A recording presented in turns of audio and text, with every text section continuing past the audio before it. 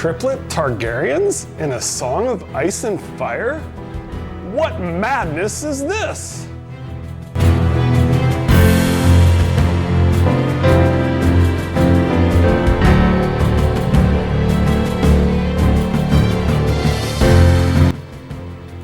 I'm Richard York, Asherah's trueborn son.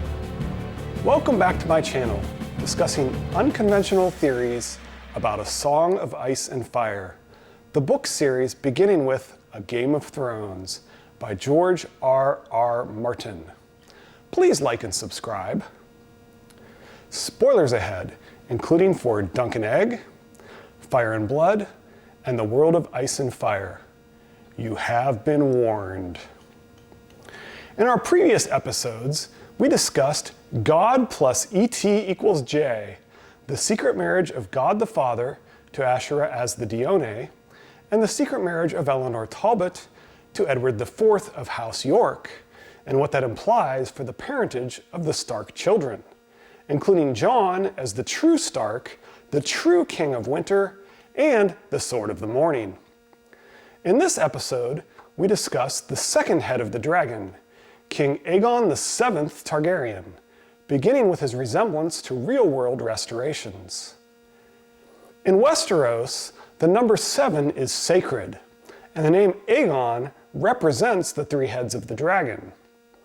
There have been 5 kings named Aegon, so one might assume Westeros would refer to the next King Aegon Targaryen as King Aegon VI, and that referring to Elia and Rhaegar's baby Aegon as Aegon VI is incorrect, since most people believe only those who are crowned are assigned a number. I disagree, and not just because of the symbolic significance of the number 7 in the 7 kingdoms with their dominant religion of the 7. In our own world, we have seen similar restorations, including during the French Revolution and the Napoleonic Wars. When the monarchy was restored in France, Louis XVIII declared his young nephew to have been Louis XVII, despite his nephew never having a coronation. When Napoleon III reestablished his family's power, he declared himself Napoleon III, claiming his cousin had been Napoleon II, despite never coming to power. And Westeros has already shown us this same precedent, with the Blackfyres and Daemon III, despite Daemon II never being crowned. It therefore seems likely that Westerosi history will, at least eventually, consider Elia's son to have been Aegon VI, despite similarly never having reigned, and young Griff will therefore, again at least eventually, be known to Westerosi historians as King Aegon VII. I again refer you to the Order of the Green Hand for more clarity on King Aegon VII's parentage, just as I did for Jon's parentage, but we'll offer a brief recap. When we meet young Griff, King Aegon VII, he is dyeing his hair blue in memory of his dead mother. Blue signifies Lyanna Stark, the primary mystery dead mother, with children who should look like Rhaegar Targaryen. So the symbolism here points to Lyanna as Aegon's dead mother. He travels with a future Kingsguard hedge knight named Duck that reminds us a lot of the lowborn Dunk from the Dunk and Egg novellas, symbolically implying Aegon is the true future king and a genuine Targaryen. Our future King Aegon and the previous future King Aegon, Egg, also wear the only 2 wide-brimmed straw hats we have ever seen in Westeros. Both hide their silver hair and both pretend to be commoners, making the symbolism even stronger.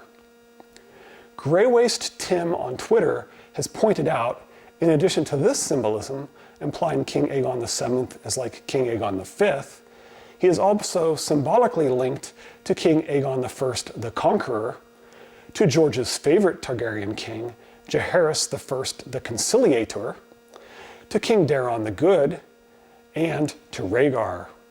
So he is being symbolically linked to all of the greatest Targaryen kings, including Egg, and to Rhaegar and Lyanna. Our author is telling us through symbolism that King Aegon VII is the rightful Targaryen king, heir to their legacy, and the son of Rhaegar Targaryen and Lyanna Stark. Let's briefly go over this additional symbolism, with full credit again to Grey Waist Tim. Some believe the symbolism of young Griff is trappings of power designed to create an illusion of legitimacy. I think we already see plenty of additional symbolism showing the author's intent, even if we exclude any hint of the original conqueror's sword from Illyrio or the original conqueror's crown from Dorne. King Aegon VII is not only symbolically like King Aegon the Conqueror because he is named after the Conqueror at a time when three dragons seem likely to once again be invading Westeros, he plans to start by taking Storm's End, quite possibly with support of a bastard from the Baratheon bloodline, Edric Storm, who was smuggled to Lys by Davos to prevent Stannis from sacrificing him. King Aegon the Conqueror was supported by his bastard brother, who founded the Baratheon line, making this a strong symbolic link. King Aegon the Conqueror's master of ships was Daemon Valerian of Driftmark. The bastard of Driftmark, Arrayne Waters, stole much of the royal fleet and seems likely to fill the same role for King Aegon VII. Again, symbolically implying King Aegon VII as the rightful heir to King Aegon the Conqueror. King Jaehaerys I, George's favorite Targaryen king, had to reunite the kingdom after war, deal with the faith militant, and had a master of coin who rose from nothing to become a wealthy Pentoshi merchant. Aegon has all of these parallels, and the Pentoshi merchant who wants to be his master of coin, Illyrio Mopatis, had a wife, Sarah, with a nearly identical name to a daughter of King Jaehaerys, both of whom worked as Lysene sex workers, making the connection even stronger. King Daeron the Good is known for cleaning up the mess that Aegon the Unworthy left and for marrying a Dornish princess, uniting the Seven Kingdoms and bringing Dorne in. Aegon the Unworthy strongly resembles Robert Baratheon and Cersei Lannister, and left behind a divided realm. King Aegon VII will be cleaning up the mess of our two Aegon the Unworthy characters, and likely marrying a Dornish princess, bringing isolationist Dorne back into the politics of the Seven Kingdoms. And speaking of Dornish princess symbolism, Rhaegar was destined to unite with Lyanna, but married a Dornish princess before realizing this. Aegon should be destined to unite with Lyanna's daughters to form the Three Heads of the Dragon, but like Rhaegar, will likely marry a Dornish princess before he realizes this. The parallels with Rhaegar could be even stronger if he has a Dane wielding Dawn at his side. Note, almost none of this symbolism seems to be orchestrated by Illyrio to add legitimacy to Aegon's claim, but is very much intended by George as the author. The symbolism tells us King Aegon VII is the best of the Targaryen kings, their true heir, the son of Rhaegar, and, with the dyeing of his hair blue to honor his dead mother, the son of Lyanna Stark. As I said in the first episode with Jon Snow, trust the symbolism. King Aegon VII is traveling with Haldon Half-Maester, who is clearly the missing Maester of Winterfell, Maester Walys Flowers, the bastard son of a maester, what one might call a half-maester. As we mentioned in our last episode, Aegon being sent away with Maester Walys resembles Jon Snow swapping Mance's baby and sending him off with Jon's maester. In both cases, it is to prevent the Baratheon king from getting his hands on the baby with king's blood.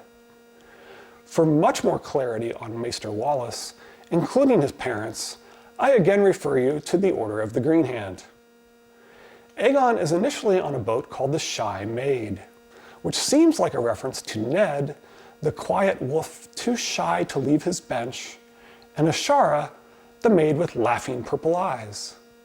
Although brides and Asha Greyjoy, when hiding her identity as the heir to King Balon Greyjoy, are also referred to as shy maids.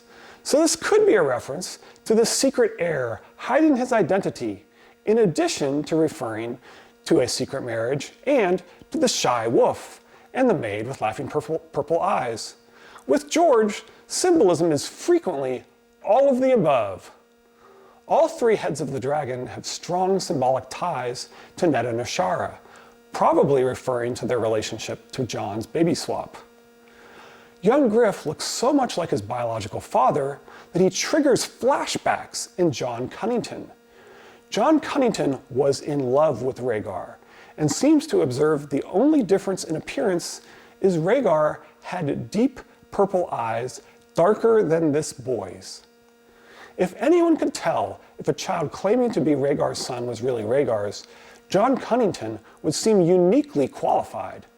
Jon Cunnington is one of the people Barristan lists as Rhaegar's 4 closest friends, and Jon Cunnington was clearly in love with Rhaegar. Jon has watched Aegon grow up for his entire childhood. This uniquely qualified expert has no doubt this is Rhaegar's son. Perhaps most interesting is the age of young Griff. He is not the right age to be Aegon VI. In fact, Tyrion describes him as, quote, 15, 16, or near enough. Later, Tyrion sees a girl of, quote, 15 or 16, and thinks she is, quote, the same age as Daenerys Targaryen, or near enough. With these words, our author is tying our 2 Targaryen teenagers together and telling us they are the same age. Our teenage Targaryens are also connected through Tyrosh, with King Aegon VII dyeing his hair blue for his dead mother as a Lady of Tyrosh, and Dany acknowledging her speech is Tyroshi.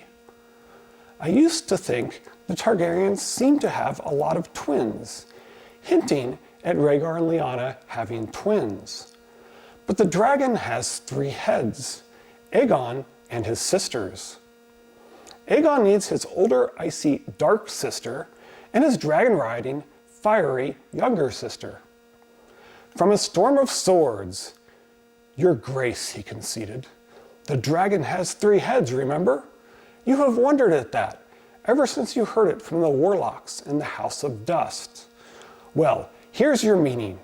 Balerion, Meraxes, and Vhagar, ridden by Aegon, Rhaenys, and Visenya, the 3-headed dragon of House Targaryen, 3 dragons and 3 riders." "Yes," said Dany, "but my brothers are dead." Dany is confused by the death of her brothers because she realizes, and George is telling us, the 3 heads should be siblings. She and 2 others must be like Aegon and his sisters. Later, in A Storm of Swords, she thinks, the dragon has 3 heads. There are 2 men in the world who I can trust, if I can find them. I will not be alone then. We will be 3 against the world, like Aegon and his sisters. Dany, and most readers, assume the heads are Dany and 2 men. But they would be far more like Aegon and his sisters if they were, in fact, Aegon and his triplet sisters. This is a story with themes about patriarchy and the disinheritance of female claims. These books began telling us you can tell paternity by looking at resemblance. A leading alternative theory goes directly against these themes of the books, believing that Aegon represents the significance of female inheritance and ignoring all the symbolism that says he is the rightful heir to the greatest Targaryen kings, with ties to Rhaegar and Lyanna. The concept of Jon's parents representing the erasure from history of female equality, with Jon looking almost exactly like Ned, along with Aegon looking almost exactly like Rhaegar, fits the symbolism and the themes far better than the most popular alternative. So far, these theories have been well covered by the Order of the Green Hand, and I am grateful for their analysis. I am also grateful to Reddit users Can I Try To and The Great Busey for telling me about the Triplet Targaryens in A Song of Ice and Fire.